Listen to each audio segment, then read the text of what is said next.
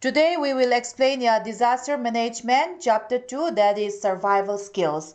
Okay, first let's see what is the meaning of survival skills. Survival skills are techniques that a person may use in order to sustain life in any types of natural environment or built environment. So these techniques are meant to provide basic necessities for human life, which includes water, food and shelter. Okay, now let's see the meaning of search and rescue team. Search and rescue is a technical activities rendered by an individual or a group of specially trained personnel who rescue and attend to the casualties under adverse conditions when life is at threat or when life is in danger. Okay, now let's see the objectives of search and rescue team.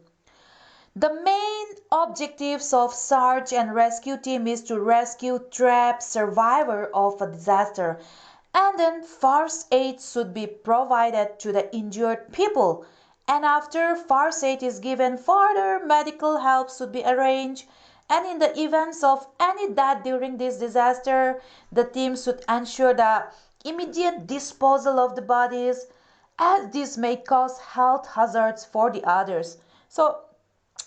And the rescue team should seek helps from the other people in the areas, as this would speed up these rescue operations, and these rescue operations are usually organized as a teamwork.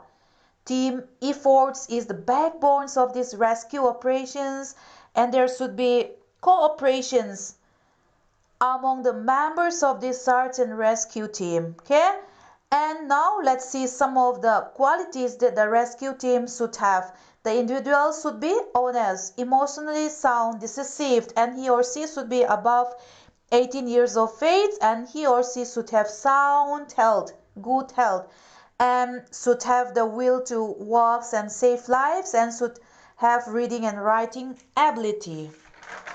Okay. See, mankind has been coping with disaster since long back, isn't it?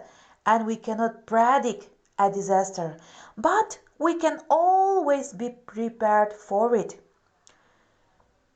See, people inhabiting in disaster prone areas cope with this disaster with the help of their equipment, accumulated knowledge, skills, and these useful resources of this community.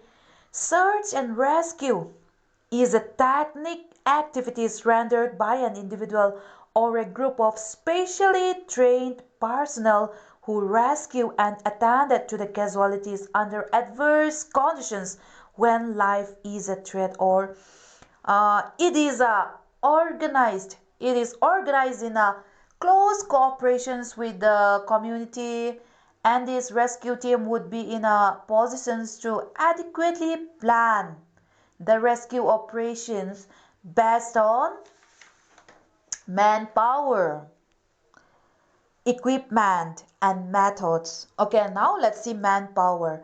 Rescue teams should have trained and skilled manpower as far as possible, and should be able to draw helps and cooperations of the local community member as well. Okay, and point number 2, to rescue the victim, rescue team requires equipment like sticks, ropes, ladders, stretchers, boats, and if the specific equipment is not available, locally available resources like this tube, tin cans, and these barrels should be used. About this locally available resource, these local peoples have a lots of this knowledge about these things. Okay, and let's go to methods. The best methods to deal with an emergency depends on the nature of the situations, nature of the casualty, and nature of the injury. Okay, so during the course of this rescue mission, they should follow these 3 principles. Number 1, look. They have to know thorough knowledge about the devastation sites. And number 2, listen. He should collect all the informations available from this community government and media report about these devastated sites and feel convinced regarding the facts that the gravity of dangers and our capacity to respond. Okay?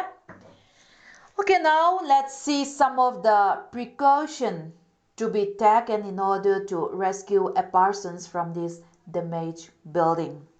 Okay, first let's see before entering the building, what must we do?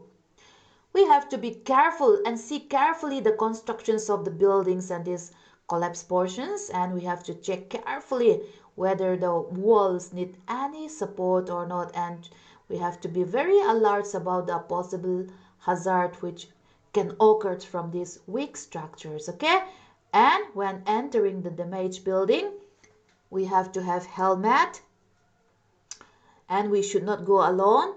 Have a companion with you. Be sensitive to sounds.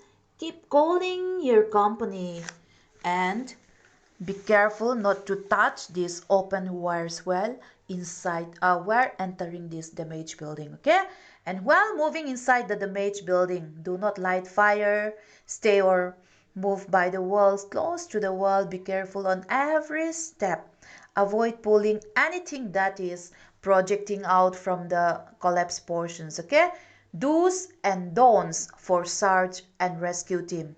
Do's: stay calm. Make assessment prior to the rescue operations. Keep near to the wall on these damaged stairs, and while removing debris, take maximum care. Casualties should be properly examined and give first aid.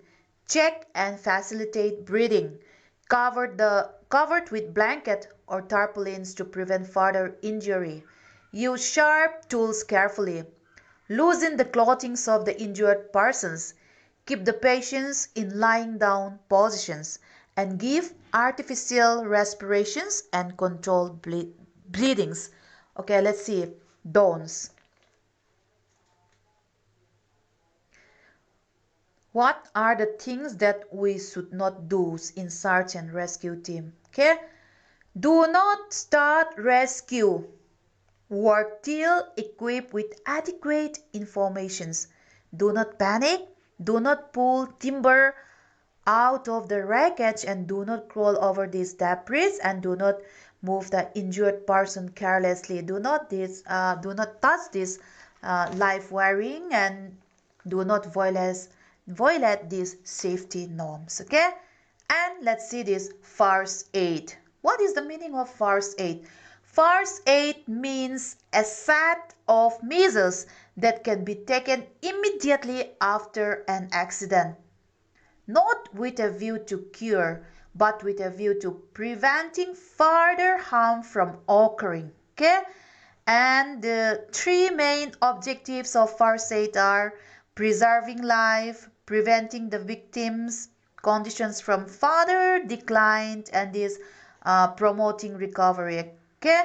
And the first aid goals. What are the goals of this first aid? Number one is basic life supporting, and number two, preventing further injury or deteriorations, and number three, restoring confidence and making the victim as comfortable as possible. Okay, this next we go to, lastly let's go to this first aid action plan.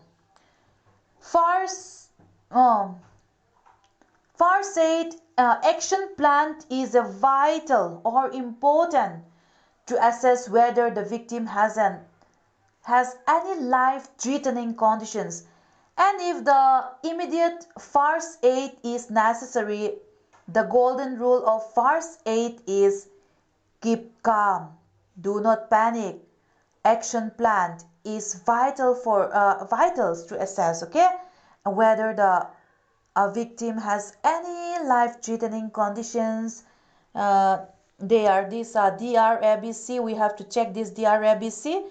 D stands for danger, R stands for response, and S stands for airway, and B stands for breeding, and C stands for the circulation. So disaster cannot be predicted most of the time, isn't it? So it is better to be aware of the do's and don'ts in the case of this fainting, burning, this frostbite, fractures, poisoning, heat stroke, dog bites, and many more. Here the aims of this first aid in the case of this dog bite is to prevent rabies. Okay? Okay, khati zong kha voina kanzir thei chu nia chuan hemi chapter 2 atang hianin chapter 2 note hi page 363 kha okay, answer the following questions in one or two sentence. Define certain risk 1 to 5 kha in low by hat vek don nia. Thank you all.